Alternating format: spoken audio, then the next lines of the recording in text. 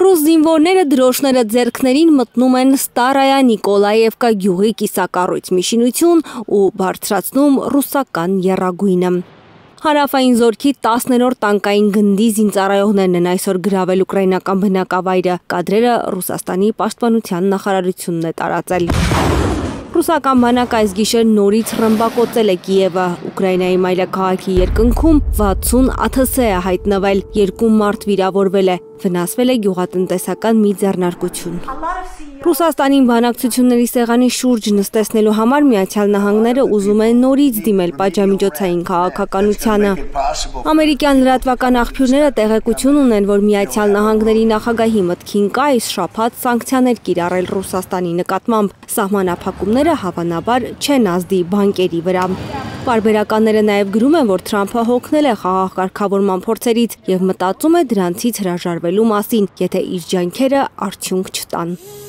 Բայց այնպես չէ, որ Ուկրաինան համարժեք պատասխան չի տալիս Ռուսաստանին։ Ռուսական սահմանամերձ շրջանները գրեթե ամեն օր օդային հարձակման են ենթարկվում։ 99 անօդաչու են ոչնչացրել Ռուսաստանի ռազմաօդային ուժերը այս գիշեր։ ԱԹՍ-ների հարձակումը առավել ինտենսիվ է եղել Բելգորոդի մարզում։ Ռուսական հոբ համակարգերը 56 դրոն են խոցել Բելգորոդի, 25-ը Վորոնեժի մարզերում։ Ուկրաինական ԱԹՍ-ներ են հայտնաբերվել եւ խոցվել նաեւ Վլադիմիրի, Կալուգայի, Տուլայի, Ռոստովի եւ Լիպեցկի մարզերում։ Ռուսաստանի մի շարք օդանավակայաններ սահմանափակումներով են աշխատում։ Ուկրաինայի ինտենսիվ դրոնային հարձակումները խանգարում են բանակցային գործընթացին, հայտարարել են Կրեմլից ու մեղադրել Կիևին խաղաղության գործընթացը վիժեցնելու համար։ Իհարկե մենք դատապարտում ենք այս գործողությունները։ Դրանք առնվազն չեն նպաստում խաղաղության գործընթացի առաջխաղացմանը։ Մոսկվան չի հրաժարվում բանակցություններից։ Ռուսաստանի արտգործնախարարությունից վստահեցնում են, որ Մոսկվան շարունակում է ուկրաինական հակամարտության կարգավորման մասին հուշագիր պատրաստել։ Այն իր մեջ կներառի նաև խաղաղ համաձայնագրի կնքման ժամկետները։ Ռուսաստանը